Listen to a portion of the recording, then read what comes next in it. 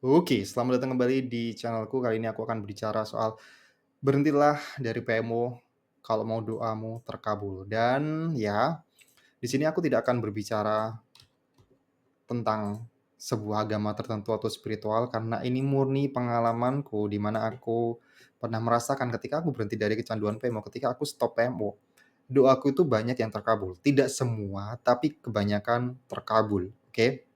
Dan ya, kita akan bahas ini. Sekali lagi ini bukan soal agama, mungkin kamu juga udah pernah sering dengar ya, kalau orang yang gemar bermaksiat itu biasanya doa dan rezekinya itu ditutup.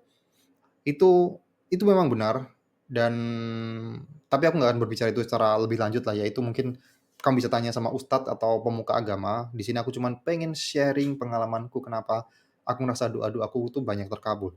Nah dulu ketika aku kecanduan PMO, itu aku ngerasa aku tuh nggak damai hidupnya. Aku ngerasa selalu kekurangan, selalu kurang, dan selalu emosinya tuh buruk. Ya, tipikal orang yang kecanduan PMO lah. Mungkin kamu juga ngalamin hal yang sama dan anxiety, aku tambahkan lagi, aku dulu punya social anxiety, tapi anxiety soal masa depan juga aku sering ngalamin meskipun ya nggak parah banget lah ya. Nggak yang sampai keringet dingin, no. Tapi aku sering rasa anxiety juga. Dan ini terjadi ketika aku kecanduan PMO dan mungkin kamu udah sering dengar juga ya, orang yang kecanduan PMO itu biasanya merasakan hal-hal ini karena kenapa? Berdasarkan pengalamanku,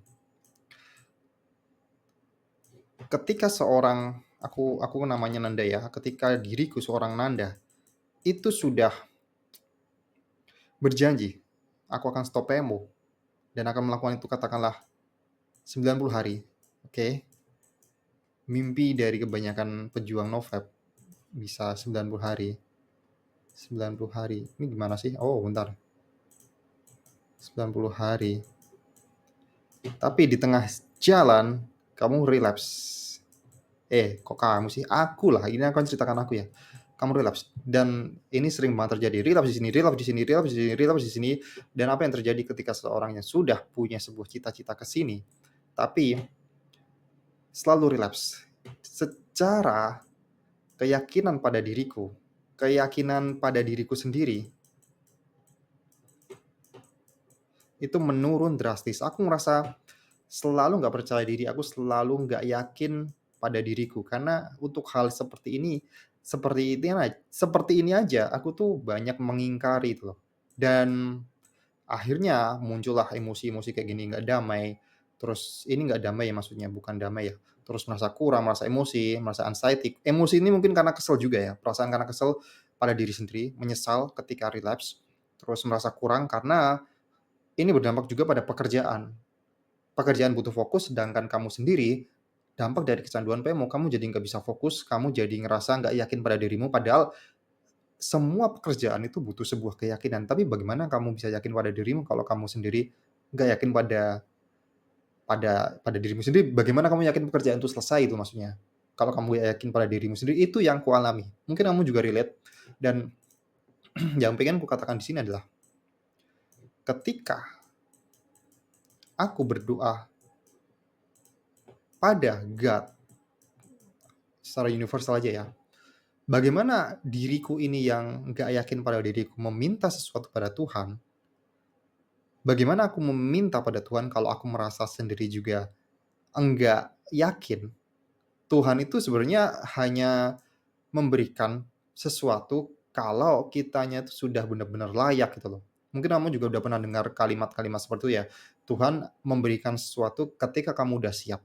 Dan kalau di posisi ini, aku ngerasa nggak siap menerima hal-hal kayak gitu, karena aku sendiri nggak yakin. Jadi sesering apapun aku meminta itu jadinya cuma ritual karena kenapa?